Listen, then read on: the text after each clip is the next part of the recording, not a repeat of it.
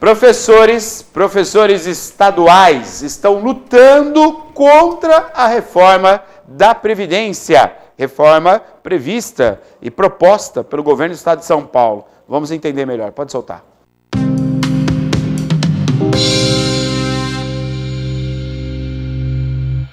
A mobilização dos professores contra o projeto de reforma da Previdência do Estado tem sido intensa. Eles se concentraram aqui na Assembleia Legislativa do Estado nesse dia 9 de dezembro, se dividiram em pequenos grupos e foram até os gabinetes tentando convencer os deputados.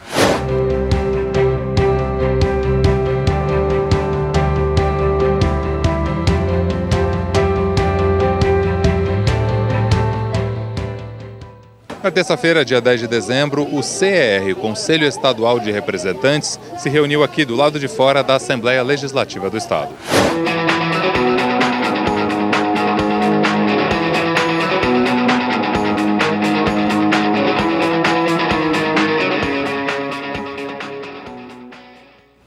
Eu proponho, então, a continuidade da forma de organização que a gente está tendo.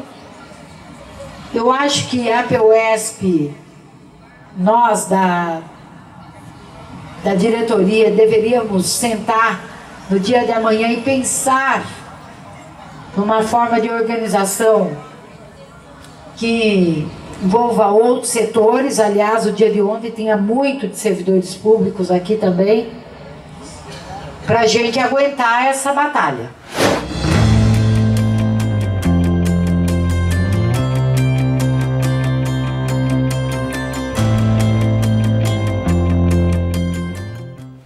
A chuva do começo da tarde atrasou o início da Assembleia Estadual dos Professores, que seria realizada aqui, em frente à Alesp. A diretoria da APUESP informou sobre os trâmites judiciais e a liminar, que suspendeu temporariamente o projeto de votação. Olha, tá aí então a luta dos professores, né? No caso, justamente para não ser aprovada a reforma da Previdência, que segundo os professores isso vai prejudicar bastante. Outra ação da APUESP também, encaminhada junto, né, com a educação, é a questão da luta pela cultura. A cultura que tem que estar aí trabalhando, né, em parceria junto com a educação. Cultura que transforma, a cultura que é a nossa identidade, ela não pode ser tirada. Infelizmente o governo do estado, ele zerou, né? Cortou 78% do investimento em cultura. Foi cortado 78% do investimento em cultura. Né? Pena, triste como essa, né? E a APUESP se manifestou também, a deputada Bebel se manifestou sobre esse corte gigantesco na cultura. Vamos acompanhar, pode voltar. O debate em torno da proposta do governo, que prevê corte de 55% no maior programa de fomento artístico paulista, foi tema de audiência pública realizada na quarta-feira, dia 4, na Alesp. O evento, iniciativa da professora Bebel, em conjunto com outras parlamentares, reuniu participantes de diversas entidades sindicais, atores, diretores teatrais e cineastas, entre outros. A cultura, na sua totalidade, perde 77,4% em investimentos, ou seja, 38 milhões. Perderá também 10% em pessoal e em cargos sociais. PROAC em editais, 31 milhões em 2020, representa 54% a menos. Não aparecem mais no orçamento com dotação própria os programas de formação cultural. Aquele que no início do ano teve toda aquela encrenca e o governador aparentemente voltou para trás, mas fez o corte aqui no orçamento, né?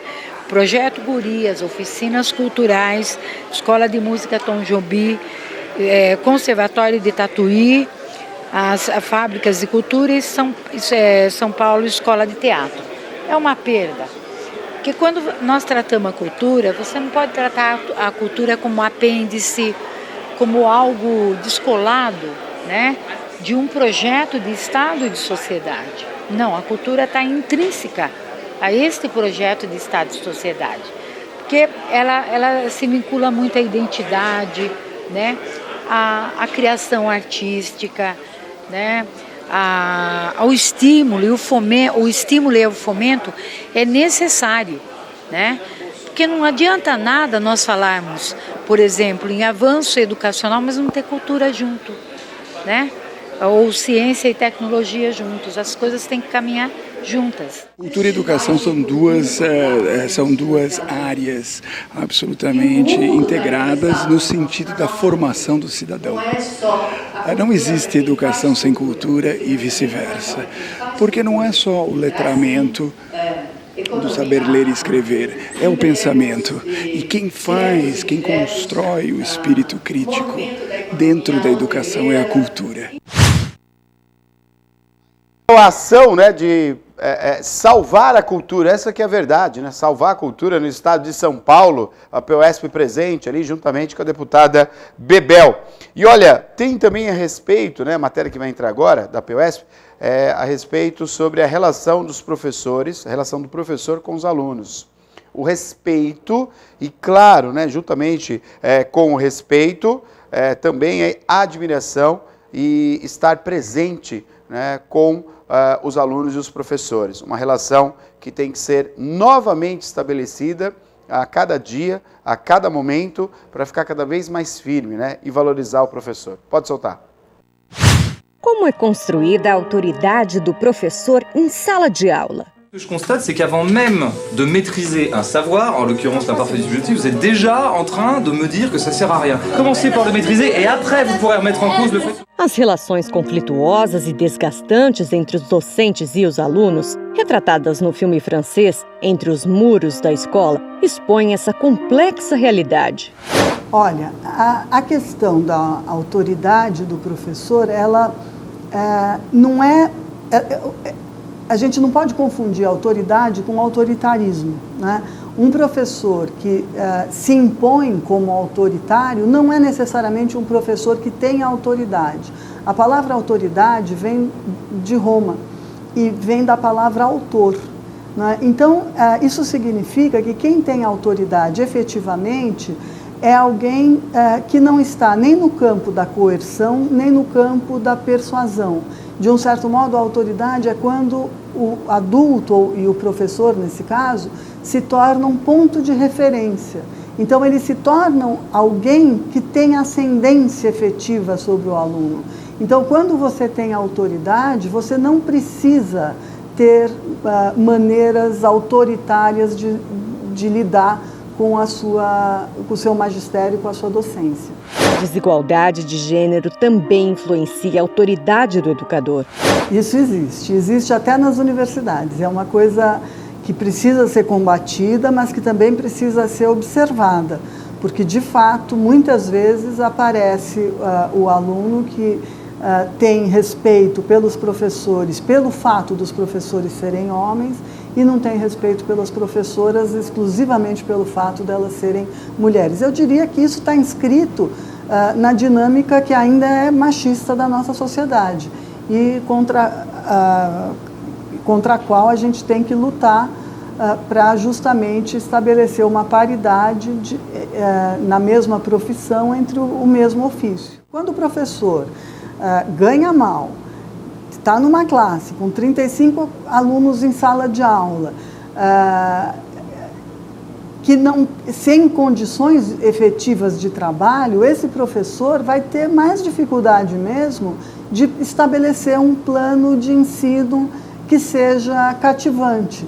Então, e quando ele não tem uma proposta, um projeto pedagógico que devia ter sido construído na escola, que precisa ser construído com tempo para isso, que precisa ser construído com recursos para isso, muitas vezes é possível que esse professor atue de maneira pouco condizente com o que seria uma escola interessante, uma escola autônoma, uma aula que possa se tornar cativante para os seus alunos. A educação tem sido alvo de disputa, ações que sufocam o pensamento divergente, crítico, sob o argumento de que os professores e as instituições de ensino têm agido para doutrinar os alunos, tentam abalar as relações escolares.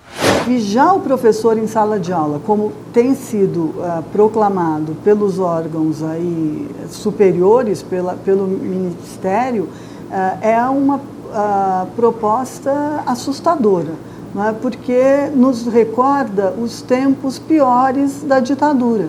Porque o que significa vigiar o professor? Quem é que está autorizado a vigiar o professor na medida em que o professor é alguém que tem efetivamente autoridade, no melhor sentido da palavra, dado que ele tem uma formação, dado que ele foi formado para isso, que ele tem experiência que o autoriza a atuar e a agir de determinada maneira. Então, o que significa vigiar o professor é alguma coisa que precisa ser questionado e que precisa ser refutado por parte da sociedade. A sociedade não pode aceitar esse tipo de comportamento que aí sim é profundamente autoritário.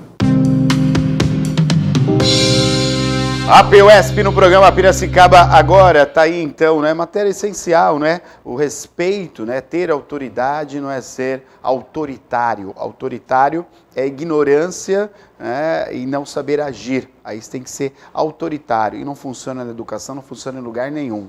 Ter autoridade é ter respeito, ser respeitado. Parabéns à PUESP. Olha só, Neto, o Guilherme, ele também faz uma reflexão a respeito da reportagem da PUESP sobre os professores, né? Ele dá boa noite, amigos. Um país que não valoriza seus professores e faz do ensino superior só mais uma empresa corre riscos da maldosa ignorância prevalecer em todas as suas áreas. Respeitemos cada autoridade como si. Médico como autoridade de medicina, professor do ensino, certo. E assim por diante, né? Deixemos autoritarismo, respeito se conquista, não se impõe, né? O que se impõe são regras e leis para organizar. Perfeito, eu concordo plenamente, viu, Guilherme? Assino embaixo, tamo junto nessa, viu?